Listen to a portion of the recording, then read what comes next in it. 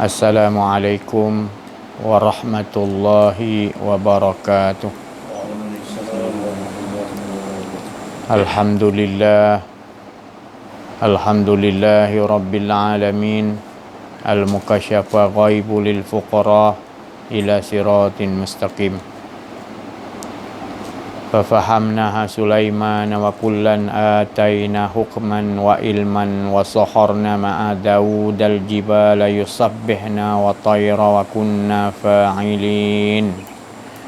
Rabbi syrah li sadri wa yassir li amri wahlul 'uqdatam min lisani yafqahu qawli. Sallallahu alaihi sayyidina Muhammadin wa ala alihi wa sahbihi wa baraka. Subhanaka la ilma lana illa ma 'allamtana innaka antal alimul hakim. La haula wala quwwata illa billahil aliyyil azim. Allahumma salli ala sayyidina Muhammad wa ala ali sayyidina Muhammad. Alhamdulillah, alhamdulillah, bersyukur kita kepada Allah Subhanahu wa taala, limpahan kurnia Allah, rahmat Allah, inayah Allah, dan yang terlebih besar nikmat adalah diberi kepada kita kurniaan hidup, di mana hidup itu kita mengetahui adalah kepunyaan hak Allah, dan kita hanya mengikuti apa saja yang telah ditakdirkan oleh Allah Subhanahu Wa Taala. Kita merasakan semua hidup ini adalah kepunyaan Allah, dan kita serahkan sesungguhnya Allah yang tahu mengurusi segala al-ehwal hidup kita ini. Jadi bersyukur kita diberi kefahaman ke situ. Ini adalah limpahan kurnia Allah yang sangat besar. Ya, alhamdulillah.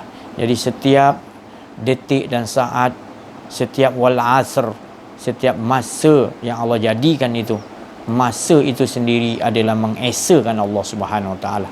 Maka tidak ada yang dijadikan masa itu melainkan ia sentiasa mengesakan Allah. Sejak awal dijadikan masa, maka sehingga sekarang dan hingga akhirnya sentiasa dia mengesakan Allah. Itulah maknanya wal asr. Mana kita mengetahui bahawa masa itu tidak dalam keadaan sia-sia. Masa itu Allah jadikan sendiri sentiasa tetap mengesakan Allah, azali dan abadi.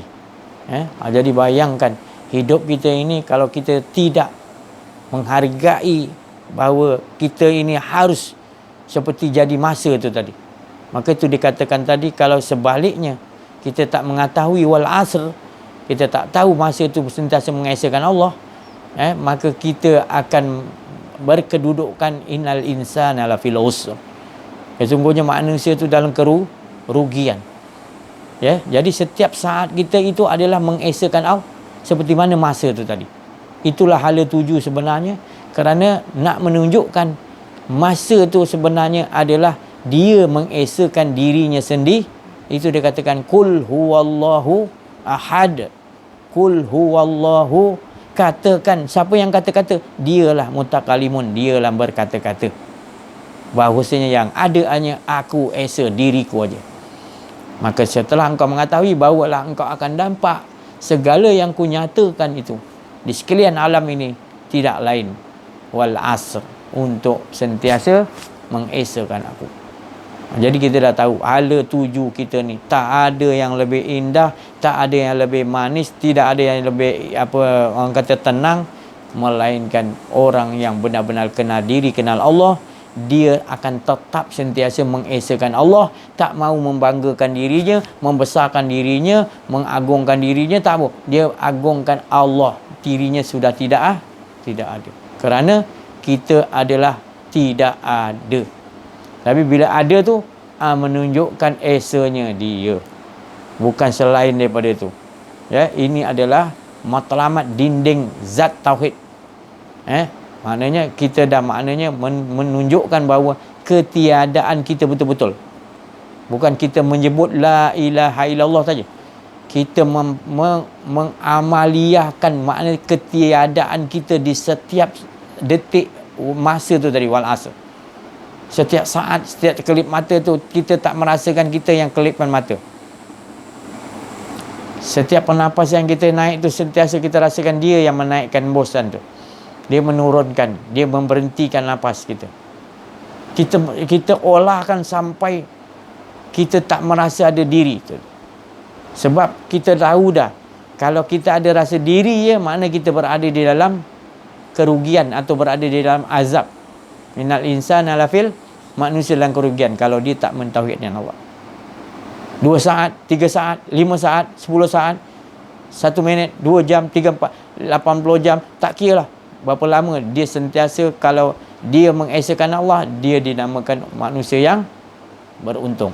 Tapi kalau dia sebaliknya, kejap ingat, kejap lupa, dia biar, dia tak ada belajar ilmu, kena dirikan Allah, dia akan sia-siakan hidup dia.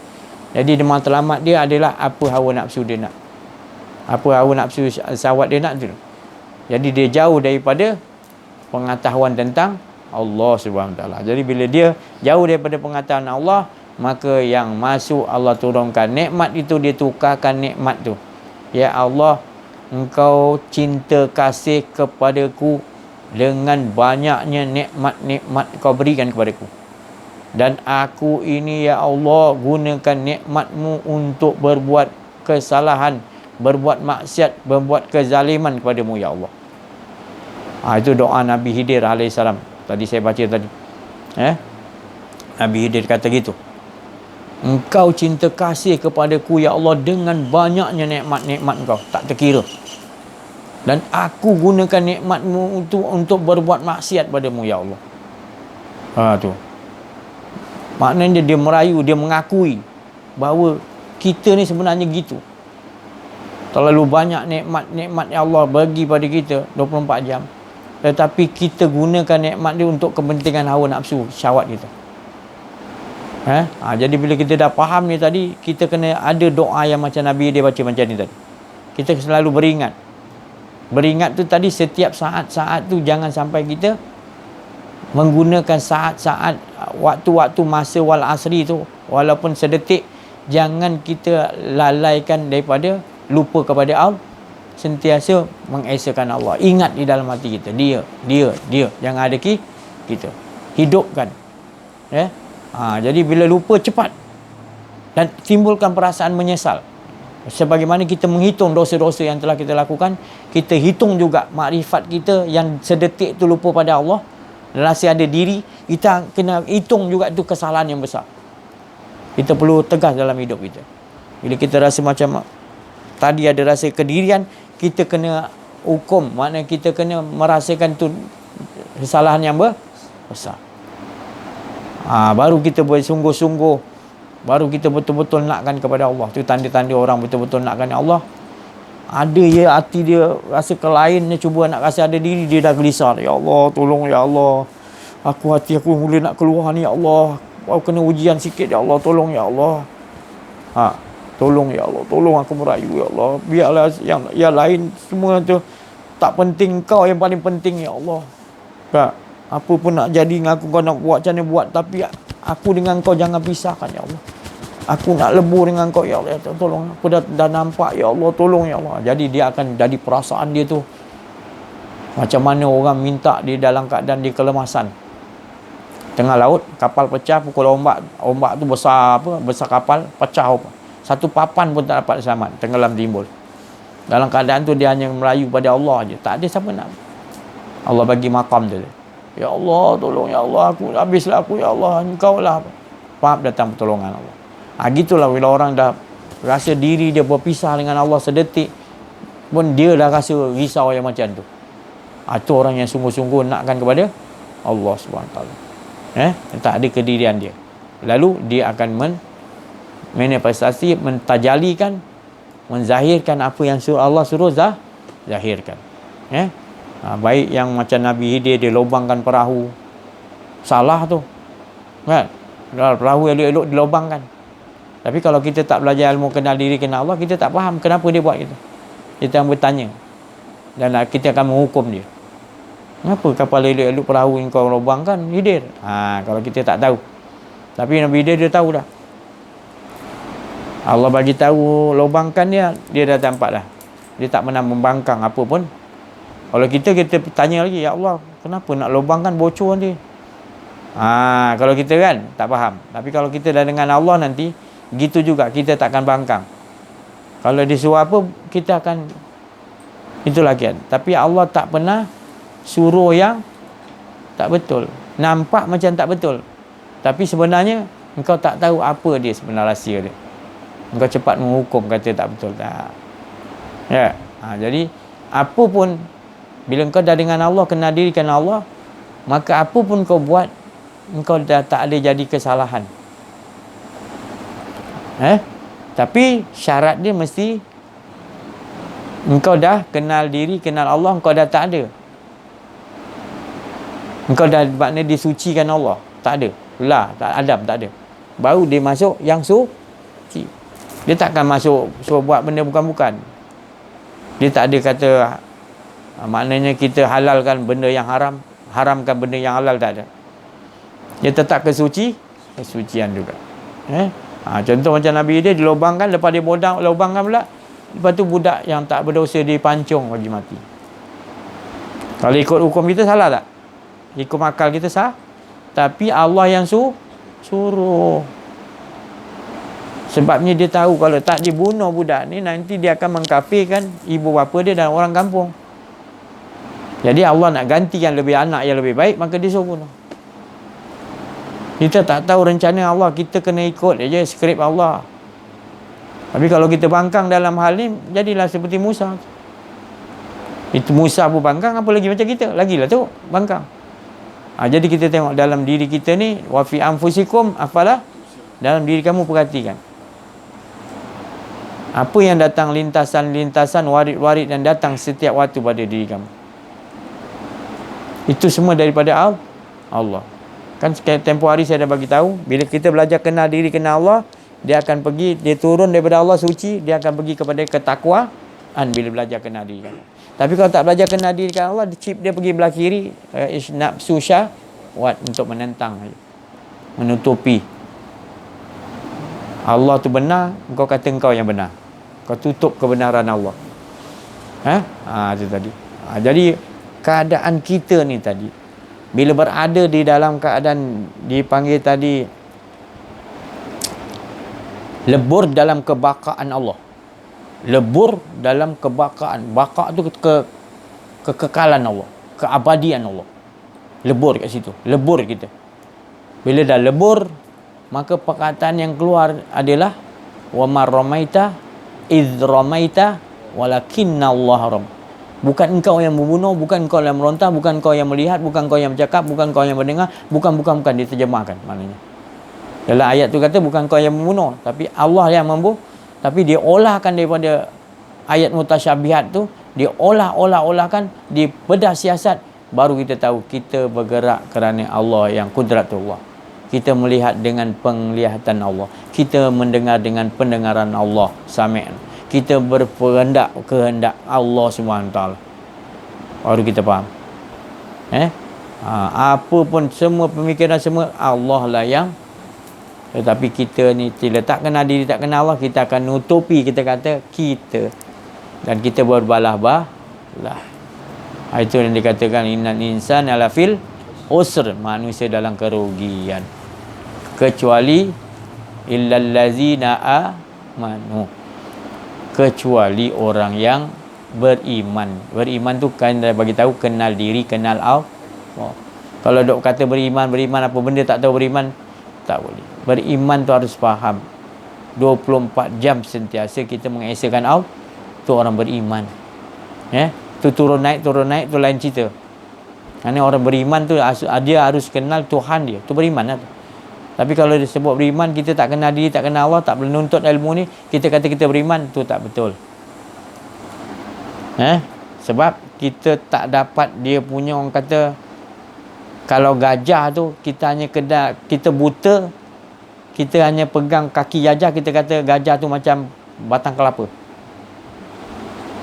Satu lagi buta tadi, pegang pula dia punya telinga dia kata macam palapa apa ni, daun pisang. Palapa daun pisang ke, macam dulang ke lebih kurang. Dia buta kan, dia meraba-raba. Seorang lagi buta meraba juga, dia pegang ekor, dia kata gajah macam ular, dia kata ekor dia pegang. Aku confirm macam ular, pasal dia buta. Yang seorang lagi buta, macam batang kelapa, aku dah pegang sendiri gajah. Yang seorang lagi tu tidak, macam pelapah pisang apa ni, gajah ni. Tapi orang yang celik macam mana? Orang yang ada mengenal keseluruhan dia tu. Engkau kata beriman, tapi engkau kenal hanya cara orang buta mengenal gajah.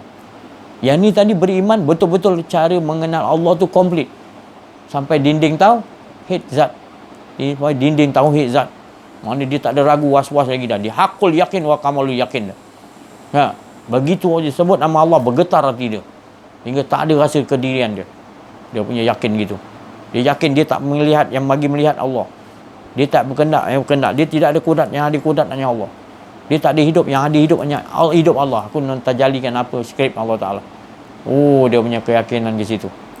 Ya, bukan seperti orang buta tadi. Beriman juga dia kata, tapi dia beriman dalam keadaan tidak mencari, meraba-raba di waktu malam. Itu perbezaan dia. Jadi kita banyak lihat sekarang, bukan di bumi sini, di bumi tempat lain kita banyak lihat manusia-manusia yang tak nakkan kepada Allah dah. Tapi mulutnya je sebut nama Allah. Alhamdulillah lagi masih sebut nama mulut tu. Masih lagi kalam dia menyebut nama Allah. Tapi dia belum bergetar lagi hati dia. Dia belum kenal betul-betul Allah. Kalau betul-betul kenal Allah, dia sebut aja nama Allah, dalam hati dia ingat pun bergetar rindu dan takut asyik dengan Allah. Rindu, takut, asyik dengan Allah akan datang. Kalau dah kenal betul-betul Allah. Ya. Tapi kalau belum kenal, sekadar orang buta mengenal gajah, baru kenal-kenal begitu aja buta. Begitulah tadi. Dia tak ada kesan bila sebut nama Allah. Sebab dia tak berapa kenal. Apa kalimah Allah, alif, lam, lam, ha tadi? Zat, sifat, asma'ah. Dia tak mau kaji. Dia kata Allah sudahlah, kita sebut, janji sebut, sudahlah. Tapi dia tak rasa. Tetapi kalau nyebut nama kekasih dia kat dunia, kena hadirkan semua-semua sekali pula. Tak boleh sebut nama je. Tak best. Tahu pula kalau nama Allah tu, sebut je nama Allah, tak ada best rasa pun tak apa. Tertipunya tadi. Ada ayat dalam Quran Allah kata surah Al-Anfal, innamal mu'minuna allazina idza dzukirallahu wajilat qulubuhum. Sesungguhnya orang betul-betul kenal Allah, orang yang mukmin tadi. Innamal mu'minun, aku bersumpah, orang mukmin tadi yang kenal aku, dia kenal diri, dia kenal aku. Mereka ni bila disebutkan nama aku dalam hati dia pun bergetar rindu dan takut kepada Allah.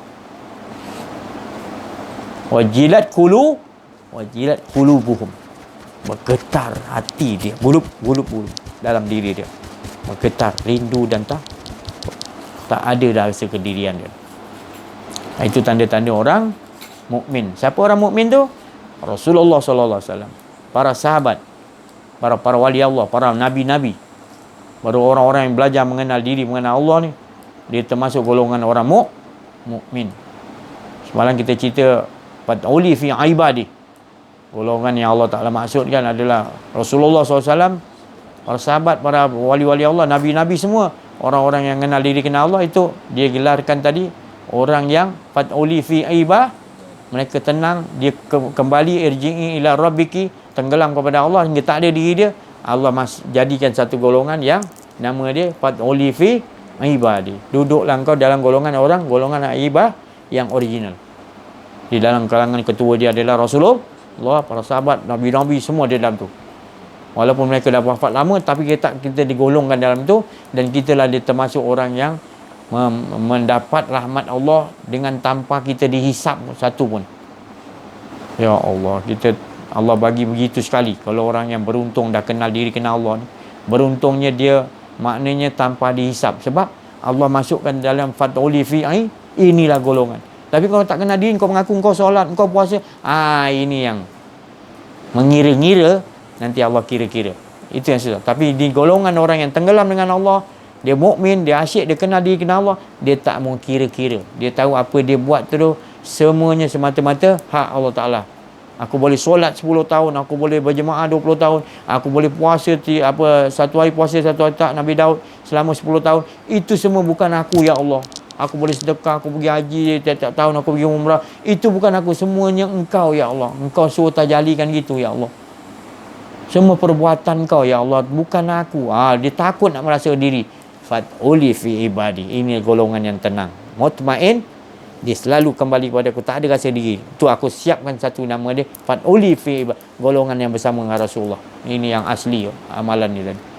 Jadi mudah-mudahan kita dapat duduk di situ. Ya. Macam tadi saya cakap makam dia tadi. Ya, orang yang mutmainnah tadi. Dia sentiasa nakkan tak mahu yang lain. Tapi kalau orang tak dapat ketenangan yang betul tadi, dia akan merunsing memikirkan ganjaran apa aku dapat, ni buat apa. Dia runsing ke situ tadi. Dia nampak maknanya makhluk, dia tak nampak yang menciptakan makhluk tu tadi. Ganjaran tu makhluk. Tu. Jadi engkau masih lagi nampak kepada makhluk, tak nampak aku yang menciptakan. Maka engkau tak kenal diri kau tak kenal Allah. Maka tu ubahlah. Kita ni maknanya diutusnya Nabi Muhammad SAW ni membawa berita gembira. Wassalam. Dia membawa berita gembira. Saya ulang-ulang saya cakap tadi. Apa berita gembiranya tadi? Itulah wa ma arsalnaka illa mubasyiran wa nazira. Surah Isra Allah Taala kata, tidak lain aku mengutus kekasihku Nabi Muhammad SAW, melainkan membawa khabar peringatan, itu khabar mengenai aku, itu khabar gembira. Mengenai siapa yang kenal Allah, gembiralah dia. Ya, bukan satu bebanan bila kita belajar mengenal diri, mengenal Allah, bukan bebanan. Tetapi berita gembira, itulah yang aku utus kekasihku Nabi Muhammad sallallahu alaihi wasallam. Ya. Dan kemudian bila dapat berita gembira itu, kita seronok nak memberikan kepada orang lain. Wa nazi, tugasnya. Jadi Allah sendiri, sifat yang mulia Allah, memberi. Wa nazi, menyampai, memberikan macam-macam rahmat dia. Tak mampu kita hitung. Hari-hari sekalian makhluk dia yang kita nampak, tak nampak, semua dia yang Allah mengurus. Tak ada susah bagi Allah. Tiap-tiap hari Allah dalam kesibukan. Jadi dia ada, Allah Ta'ala ada, dia beri dia lantik pembantu-pembantu Allah yang di bumi dan di langit.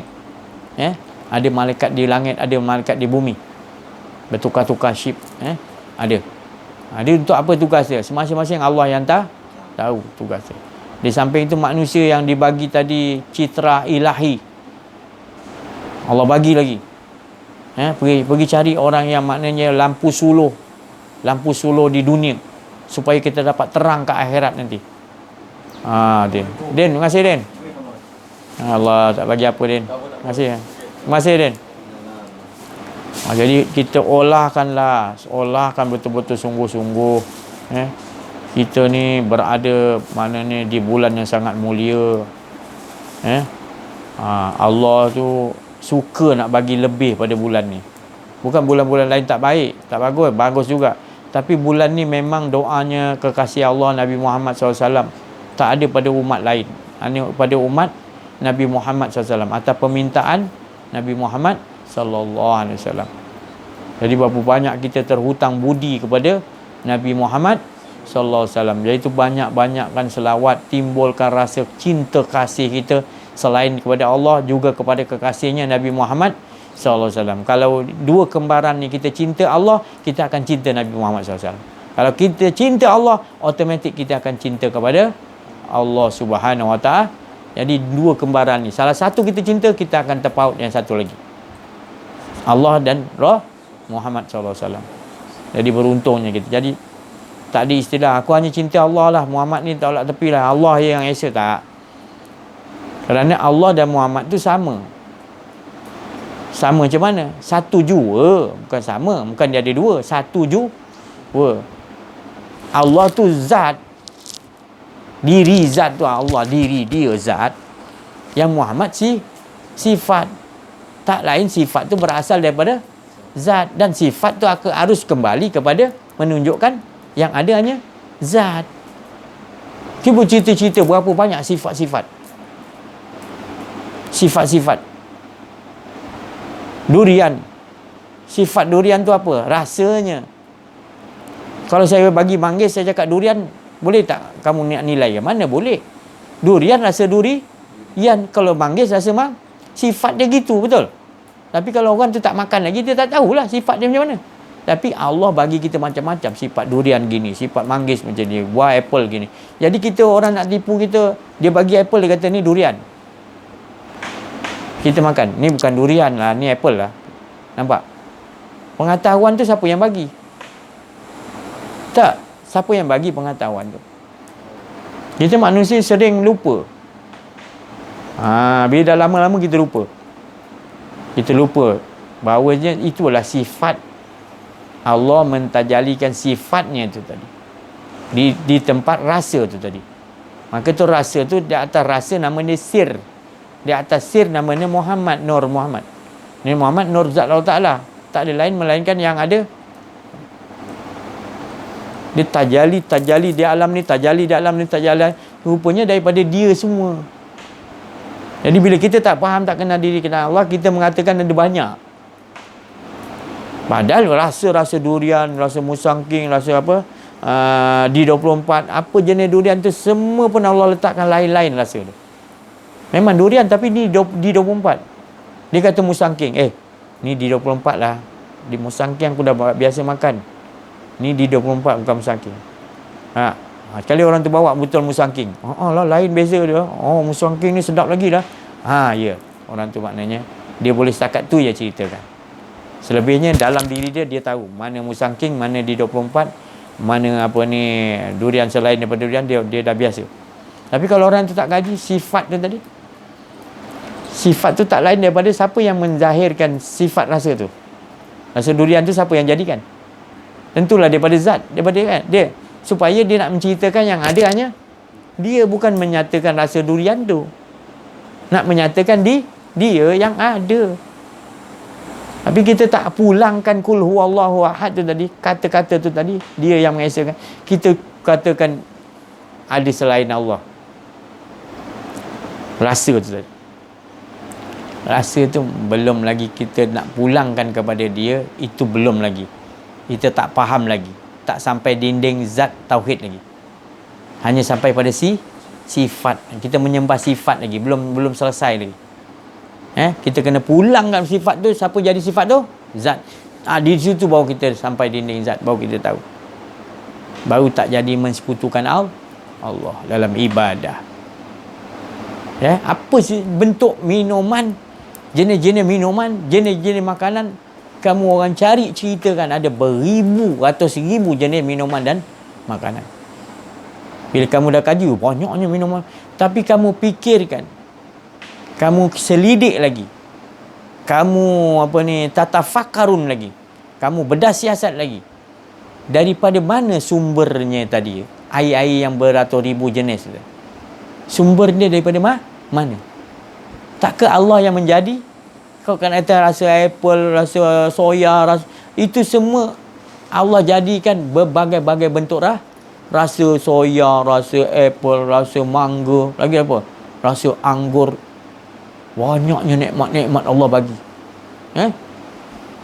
Rabbikuma tukaziban, kita tak rabbikuma tukaz, kita tak pulangkan nikmat tadi, apple ke air anggur tu kepada tak, kita macam Allah kata fabi ayyi ala'i rabbikuma tukaziban. Maka nikmat mana satu yang nak kau dustakan wahai jin dan manusia? Dusta. Sebab apa dusta? Kita berhenti kat sifat rasa tu. Kita tak memuji kepada siapa yang menjadi rasa. Ya Allah, kalau durian ni sedap dia 10, engkau lebih sedap lagi ya Allah. Tukarkan. Ini kita berhenti kat sifat rasa tu. Sifat rasa tu maknanya kita dah menyembah kepada sifat rasa. Sedangkan rasa tu, sifat rasa tu berasal daripada zat Allah SWT. Said kata nak makan. Jadi inilah kehidupan kita, tak ada lain yang lebih mustahak. Saya dah cakap tadi, wal asr, masa tu sendiri, saat, minit, jam, hari, minggu, bulan, tahun, abad, bila-bila pun semua itu disebut wal asr, masa. Saya dah ulang balik kan. Maknanya masa tu sendiri, maknanya masa tu mengesakan Allah. Maha Esa. Masa tu Maha Esa, sentiasa mengesakan Allah. Kita pun tak tahu bila masa tu terjadi. Hanya Allah yang tahu. Sampai ke sekarang ni, Berapa umur dunia ni? Umur dunia ni kita pun dah tak tahu dah. Dah bongkok 7 dah, jadi perempuan tua. Zaman Rasulullah tu 1000 tahun lebih, Rasulullah nampak dunia ni berbentuk bongkok 7 dah, tua sangat dah tu. Maknanya berapa umur kita tak boleh nak tahu umur. Tapi nak kita kaji tadi, maknanya punya lama masa tu sampai ke sekarang, sampai bila-bila mengesakan Allah. Hebatnya masa tu tadi Allah jadikan. Ya? Jadi kita bila hidup, bangun tidur je, fikirkan macam mana kita nak mengesakan Allah. Bangun tidur mengesakan Allah je. Kita nampak la ilaha illallah, semua kita tahu. Olah kan. Ya? Sebab malu kita, masa sendiri pun mengesakan Allah, tak berhenti-berhenti. Dah mati semua, masuk makhluk dah mati semua tetap masa tu mengesakan Allah. Subhanallah. Itu ya kerja dia masa tu. Jadi kalau kita terlambat, tertinggallah kita dengan masa tu ibarat lebih besar dia punya keuntungan daripada emas. Maksudnya bila kita selalu jaga ingat Allah banyak-banyak, tak lupa, itu maknanya kita dapat lebih besar daripada emas. Sebab kita merasa keasyikan dengan Allah, tak ada diri kita. Itulah keadaan Allah Ta'ala. Keadaan dia sentiasa asyik dengan diri, puas, cukup, tak memerlukan. Dan apa pun yang ditajalikan bukan sebab ada dia rasa dia perlu yang lain sembah dia, tak perlu. Allah tu bukan sifat begitu. Yang dimaksudkan oleh orang kafir tu salah. Orang yang tak kenal diri, tak kenal Allah, dia menafsirkan Allah Ta'ala tu gini tak apa ni, salah. Allah Ta'ala dia semayam di atas aras duduk, salah.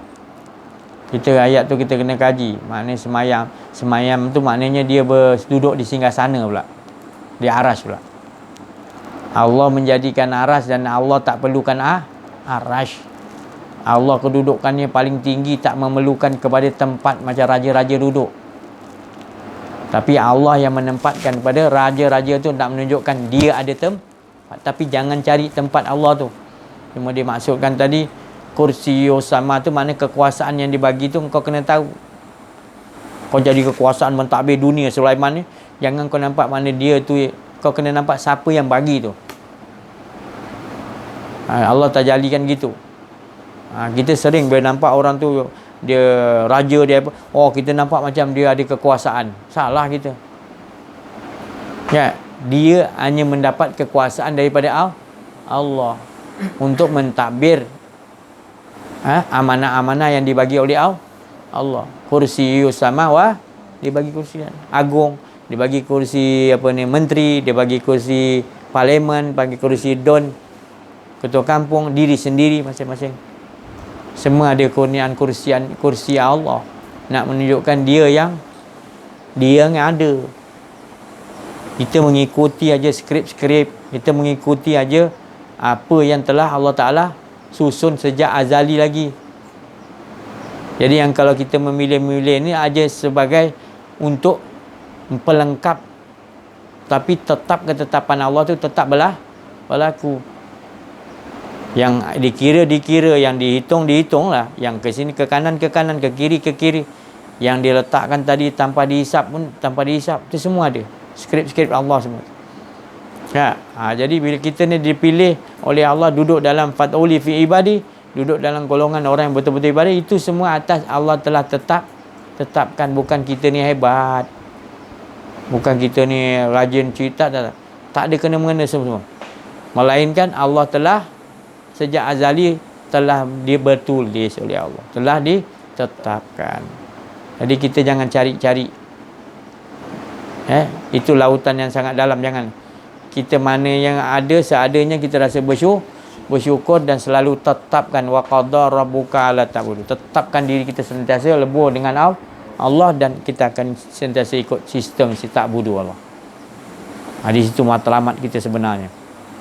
Jadi barulah hidup kita ni sesaat ke depan, hidup kita siapa yang atur? Allah. Dan kita nampak apa sekeliling kita, semua kita nampak perbuatan-perbuatan Allah dah.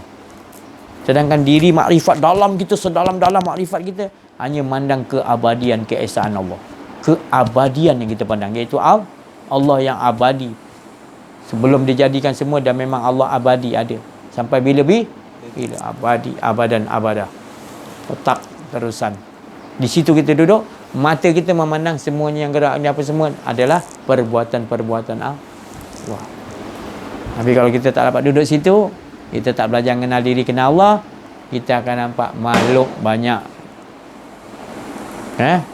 Covid makhluk tu kita tak tukarkan, menjadikan dia itu adalah perbuatan-perbuatan yang Allah telah jadikan. Jadi kita tak nampak yang lain lah. Kita nampak yang siapa yang menjadikan Covid tu. Kalau orang takut pada Covid, kita siapa yang menjadikan tu lebih kita takut. Sebab Covid tu sendiri tak ada daya upaya. Macam kita tak ada daya upaya. Habis ni kau ada daya upaya, itu semua dia lah yang membagi kepada kita. Boleh aku tegak duduk begini, boleh aku bercakap ni, boleh aku melihat ni, boleh aku didatang, semuanya dia. Tak ada satu pun daripada bahagian satu abuk pun daripada kita. Tak ada. Jangan tertipu lah. Kalau rasa ada sikit satu abuk, itu kau angan-angan tu. Buanglah angan-angan tu. Kau berangan-angan kau tu ada. Masih ada lagi sikit. Usahakan sampai tak ada. Karena Rasulullah dah bagi tahu, betul-betul kita usahakan tak ada diri kita, yang ada hanya Allah. Qul huwallahu ahad, itulah yang manis tiada pahit. Mengalahkan nikmat-nikmat yang penduduk syurga tu kita dapat. Sebab apa? Kita dah tenggelam dengan. Sedangkan penduduk syurga tu belum tentu lagi hari Jumaat seminggu sekali kan nak pergi jumpa Allah Ta'ala. Sedangkan kita dah dunia lagi Allah dah kurnia kan. Itulah beruntungnya tadi bila kita mau mengenali ni, mau bersusah payah kan, pasti Allah bagi. Ibarat kau nak jumpa Allah berjalan, berlari Allah peluk kau. Kau berlari berpantas kilat Allah menurut persangkaan dia.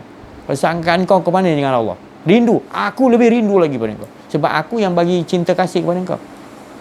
Ya Allah. Kita ingat kita yang rindu. Rupanya Allah tu yang rindu kepada kita. Dia bagi kita rasa rindu untuk rindu pada dia. Jangan angan-anganlah kata kita betul-betul rindu. Itu semua daripada Allah. Tak ada satu habuk kita punya. Semua hak Allah Ta'ala. Maka tu saya cakap tadi, hidup kita ni perlu kita bereskan. Jangan lagi mengaku hidup ni kita pun mempunyai pilihan. Jangan. Kita boleh rancang tapi jangan menetapkan pilihan. Allah dah memilih kita gini. Kita hanya sekadar boleh usaha. Itu pun usaha datang daripada Allah, kehendak Allah. Kalau tak bagi kehendak Allah, duduk diamlah kita. Tu memang Allah nak bagi kita, nak lihatkan kekuasaan dia, maka tu dia buat tadi. Allah Ta'ala tajalikan lagi. Setiap masa dalam kesibukan Allah Ta'ala.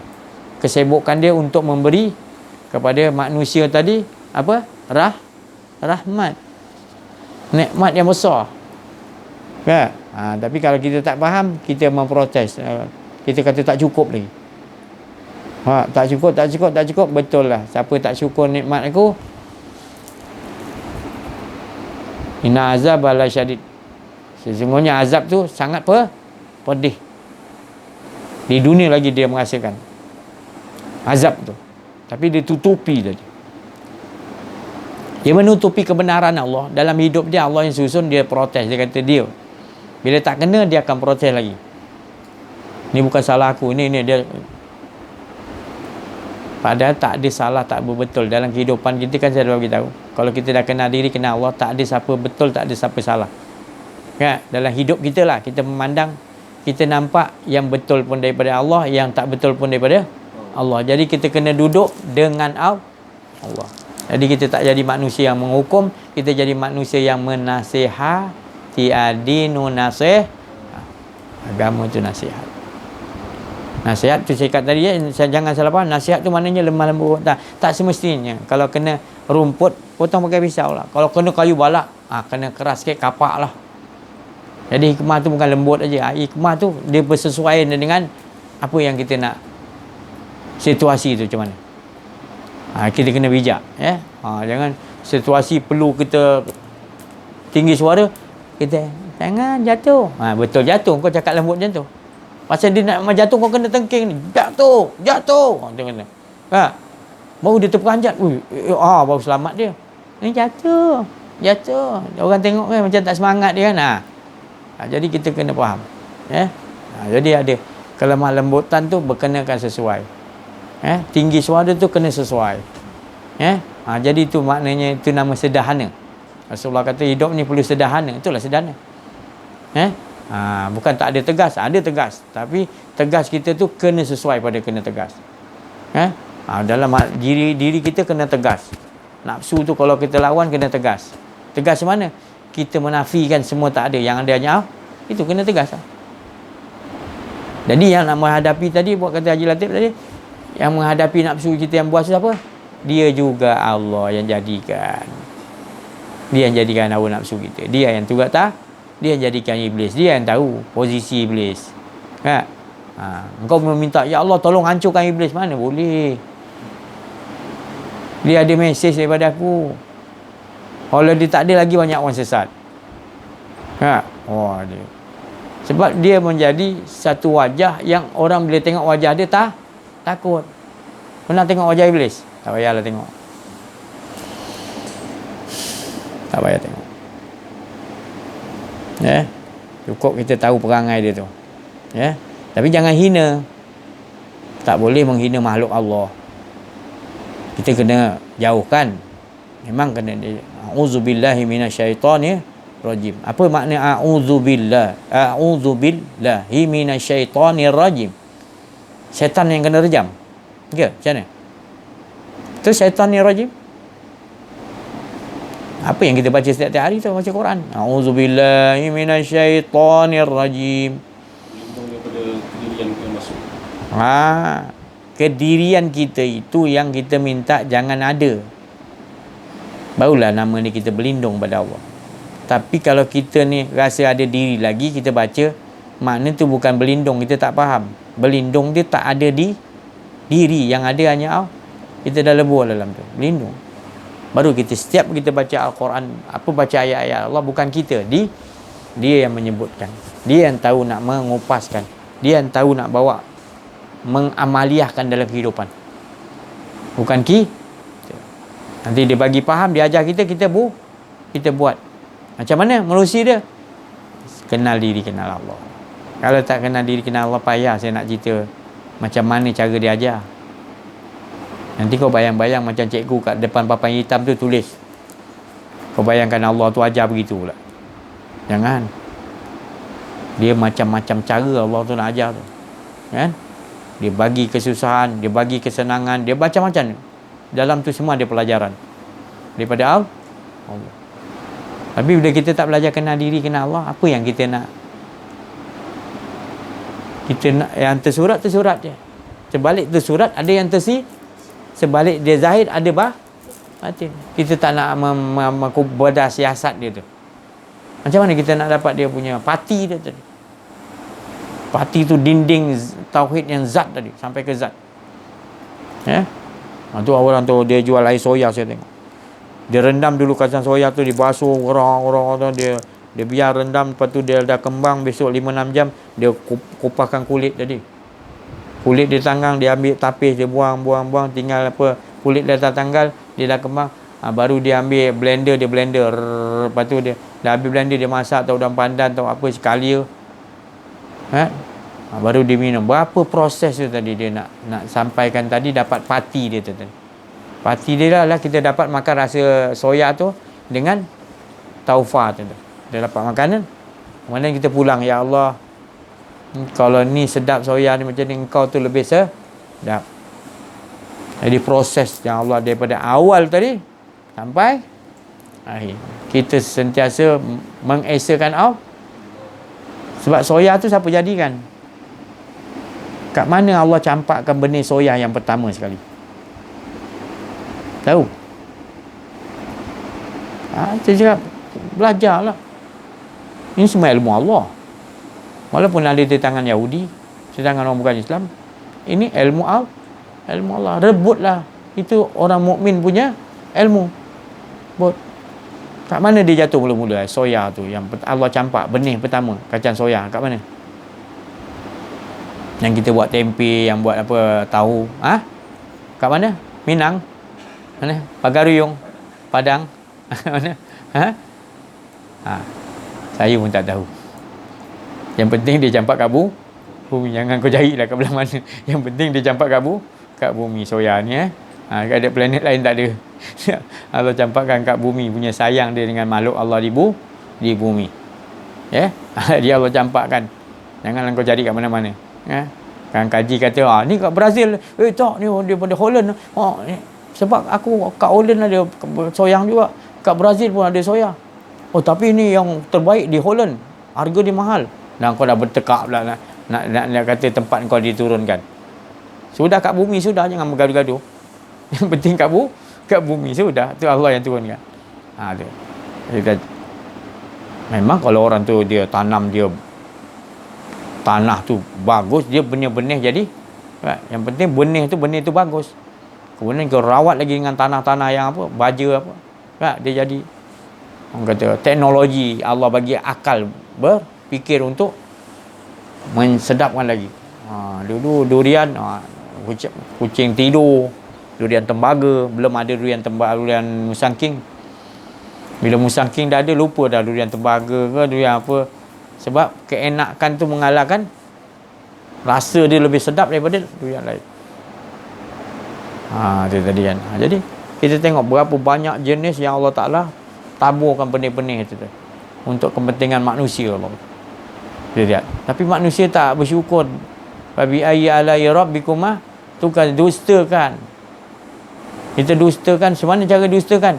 Itulah cakap tadi, kita kalau minum soya, kita rasa soya tu kita berhenti.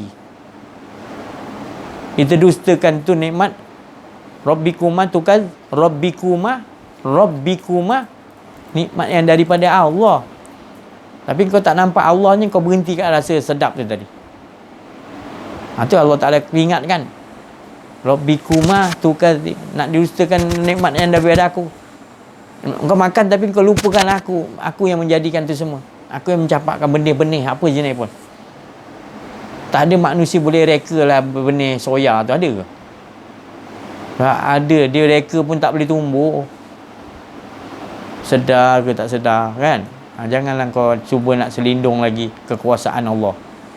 Orang munafik, orang fasik, orang musyrik ni syirik pada Allah, suka nutupkan kebenaran Allah. Dia tutup. Dia tahu kebenaran Allah tapi dia tutup, dia rasa dia. Ataupun dia kata buat tak tahu, dia ni adalah fenomena alam, dia kata. Fenomena alam.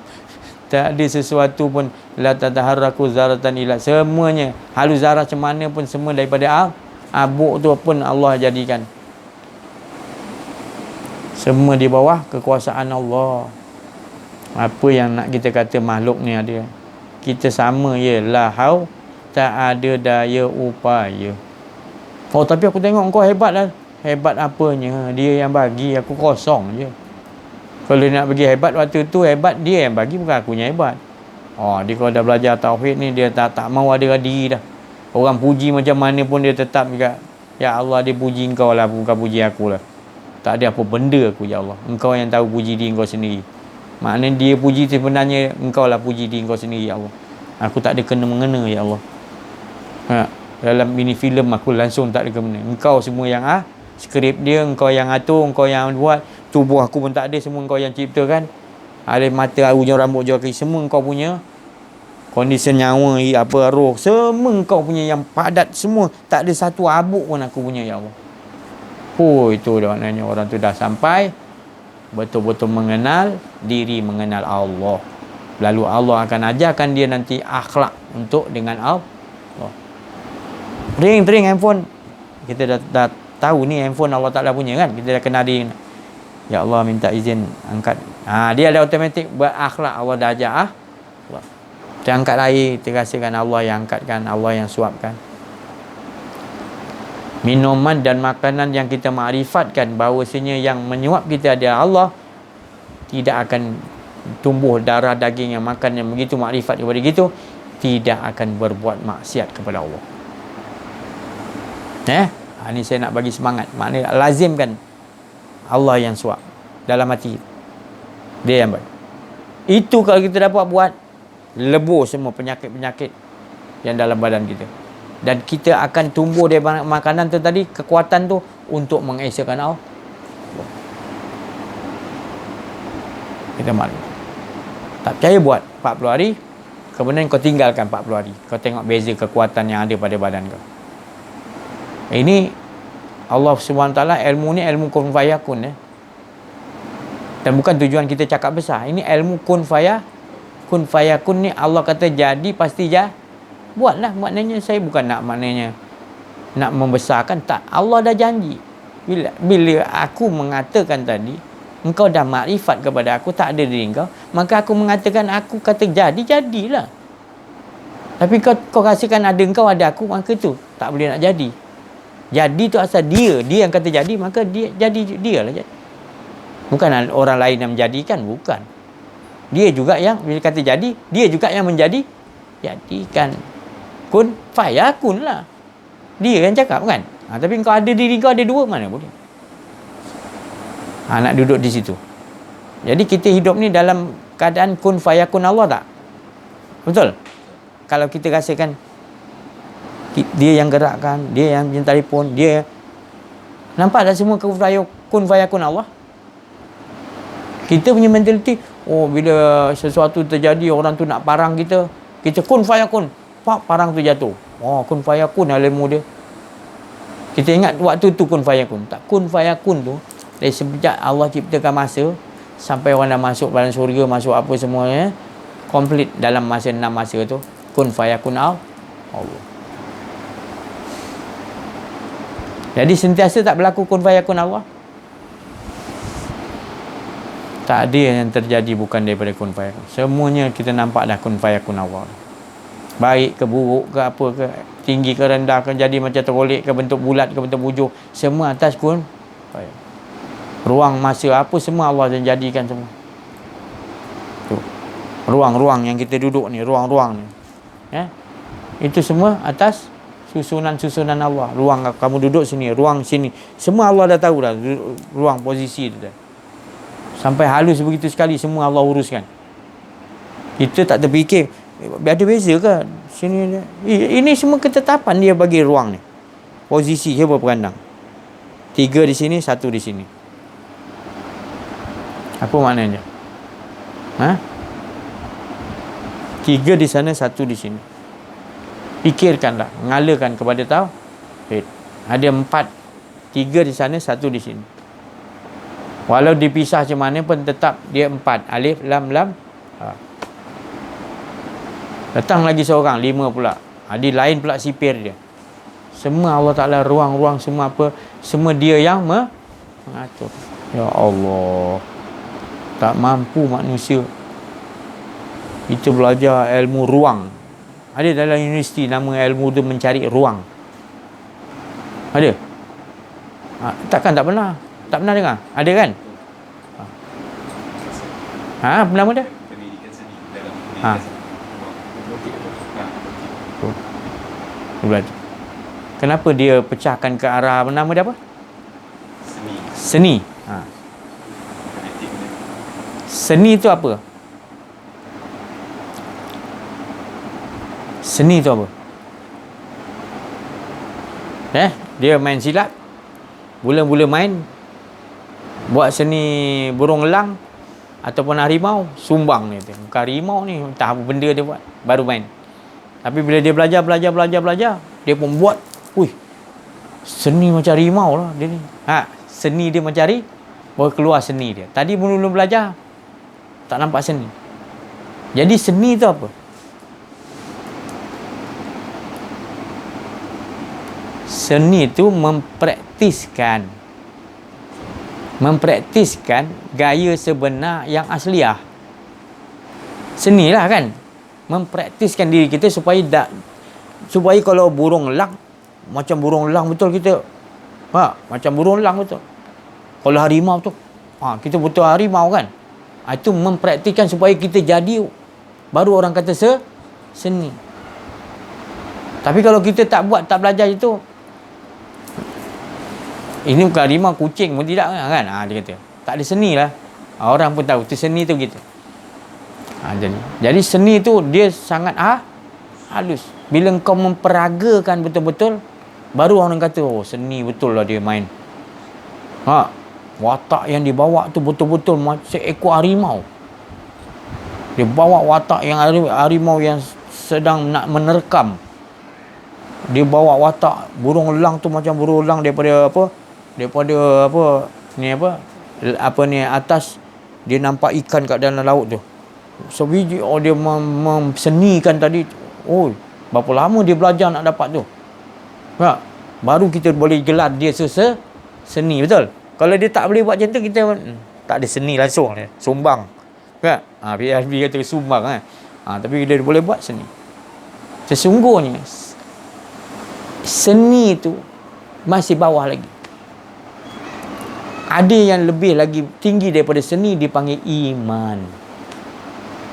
Iman tu lebih seni. Kalau burung elang tu dia boleh buat seni tu jadi burung elang, maknanya itu baru seni lagi. Kalau iman tu macam mana? Iman tu saya kata tadi, tak ada rasa diri dia dah. Dia dah rasa kalau dia dah tak rasa dia tu manusia. Kalau seni, dia rasa lagi diri dia binatang elang. Tapi kalau dia terlebih seni lagi pada seni, iaitu iman, dia burung itu dia buat, dia tidak ada merasa burung. Dia merasakan yang ada hanya itulah. Iman tu lebih tinggi daripada seni. Jadi bila kita nak memperwatakkan seni elang, kita kena ingat iman tu lebih tinggi. Bila kita berbuat tu, bukan kita, Allah yang gerakkan. Bila kita buat kan, mata kita Allah yang tu lebih halus daripada seni.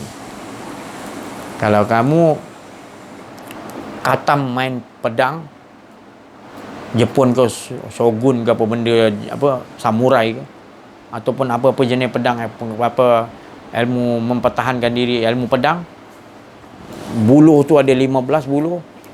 Kamu latihan lama-lama, katam dia adalah sekali kamu tebas 15 buluh tadi putus. Tapi mula-mula belajar, satu pun tak putus.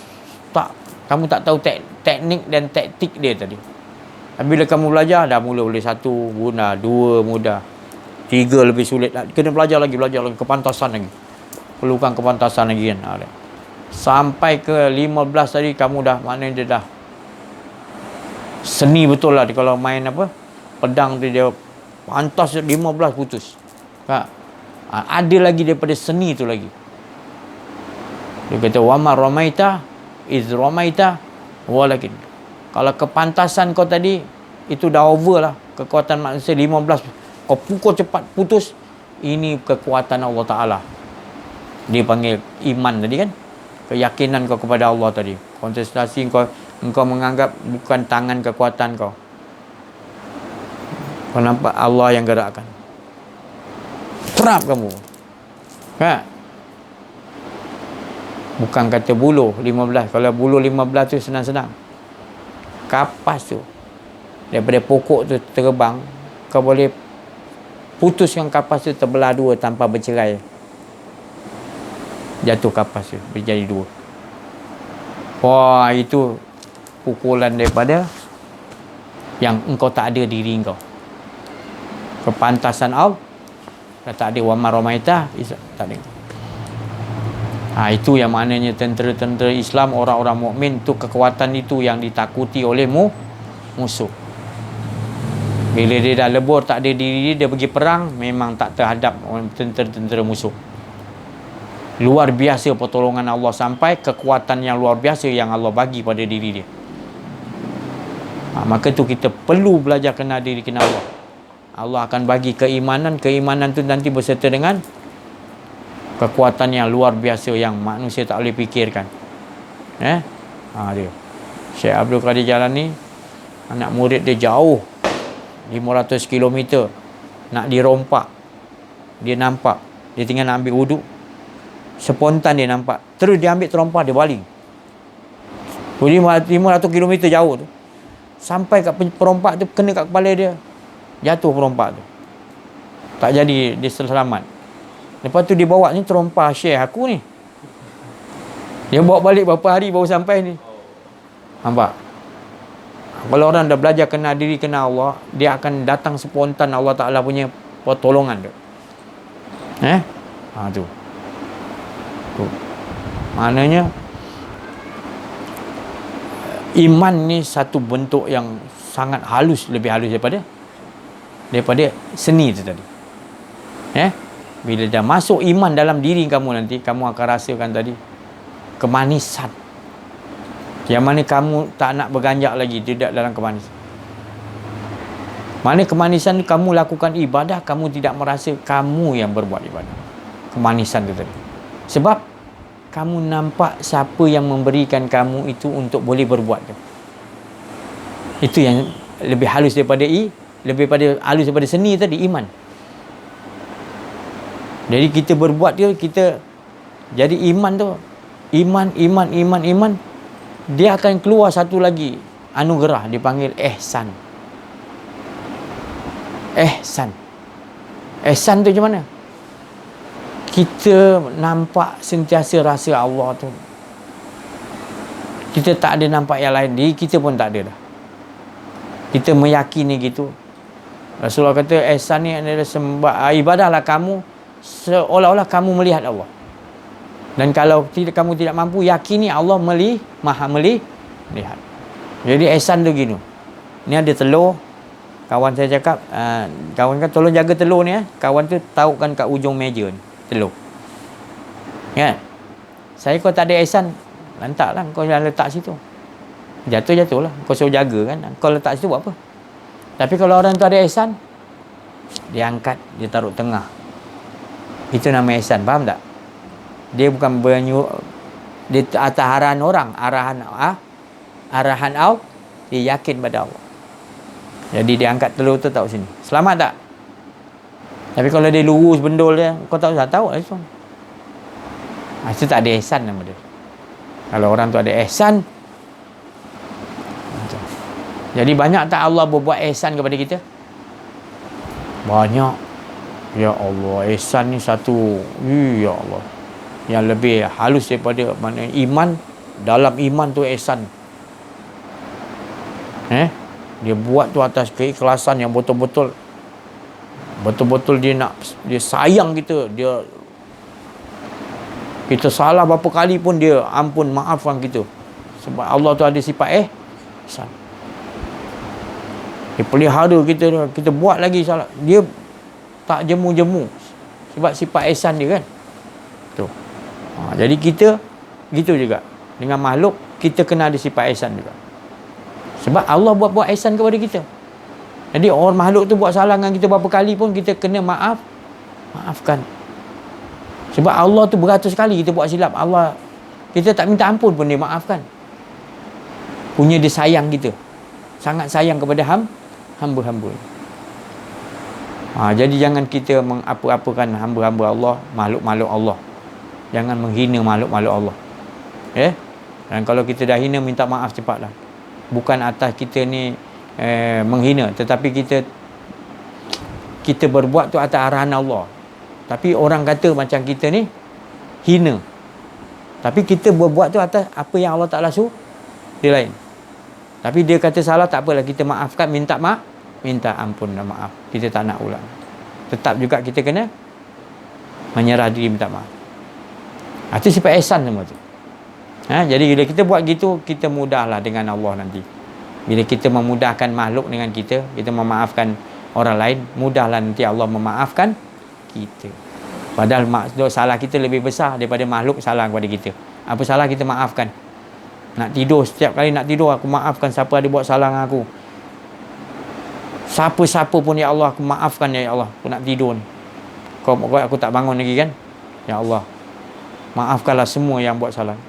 Dan aku mohon siapa aja yang buat salah dengan aku maafkan, dan aku minta semua yang aku buat salah, maafkan aku juga. Kerana Engkau Maha Pengampun, ya Allah. Tidur macam tu dalam keadaan kita dah maaf kan. Jangan dah bangun tidur cari balik siapa ada buat silap dengan aku. Jangan dicari balik pula.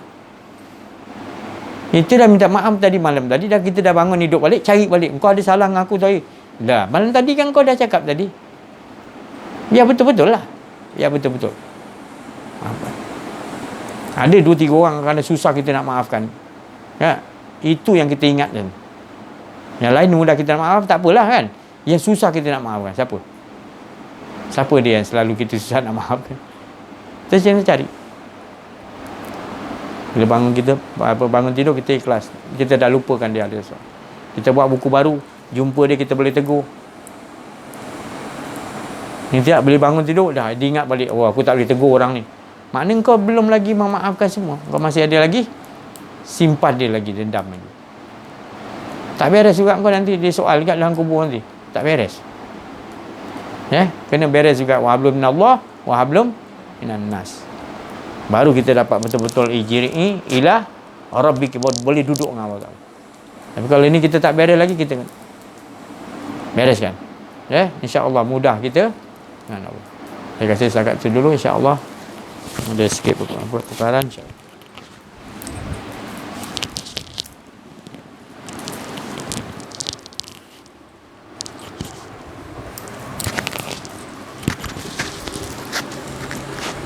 Bismillahirrahmanirrahim. Assalamualaikum warahmatullahi wabarakatuh.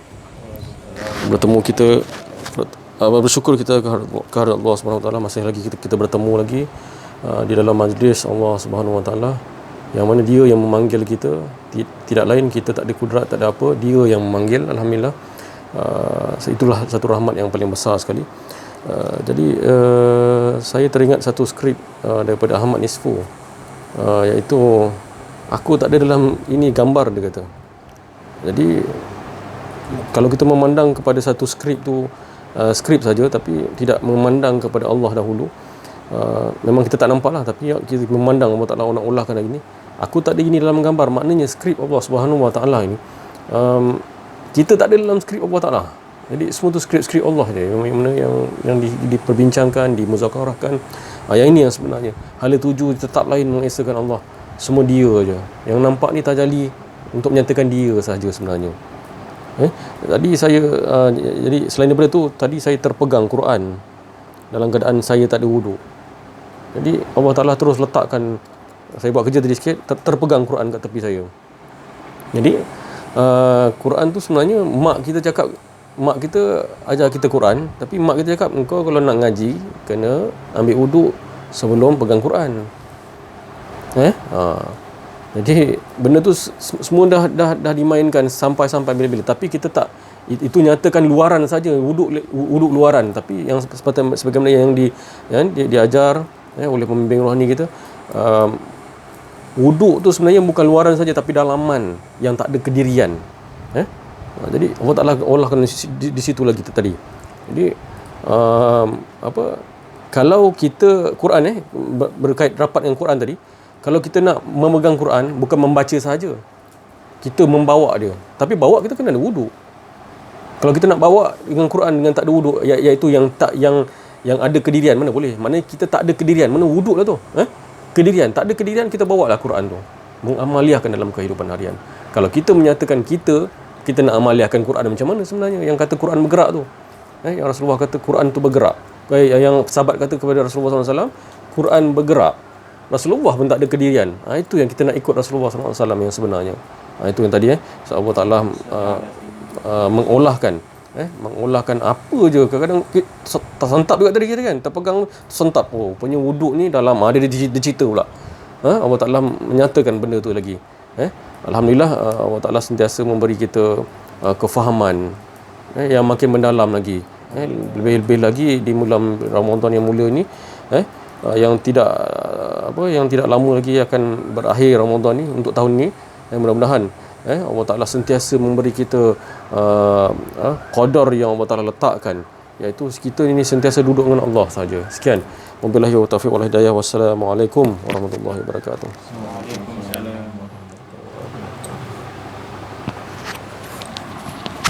Assalamualaikum warahmatullahi wabarakatuh.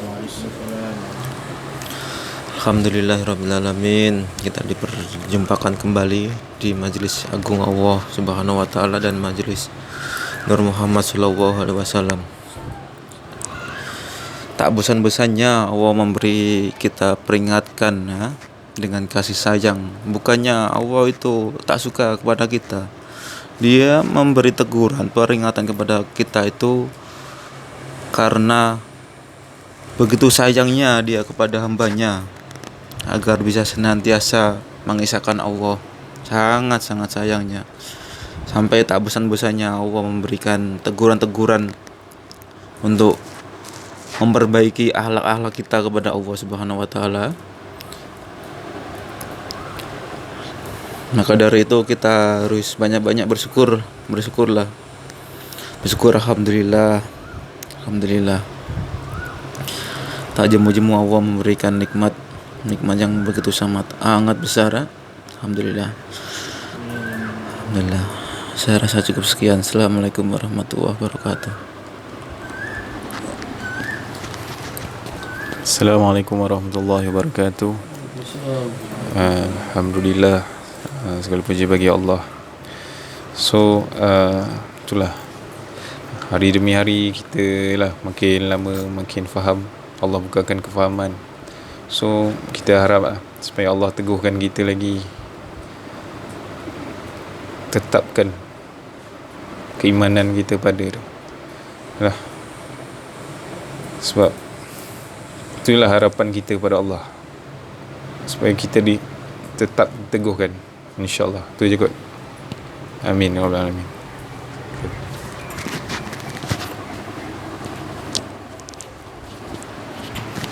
Jadi kita tutup majlis itu, insya-Allah. Apa yang kita dikurniakan Allah pada petang ini terus dapat kita amalkan, dapat kita amaliahkan dalam kehidupan kita, dan terus mentauhidkan Allah dan sampaikan wa nazirah, isteri, anak-anak kita, keluarga kita, sebanyakkan sahabat-sahabat kita, insya-Allah. Dengan itu maknanya kita jadi penyuluh, penerang, iaitu citra-citra ilahi di muka bumi ni.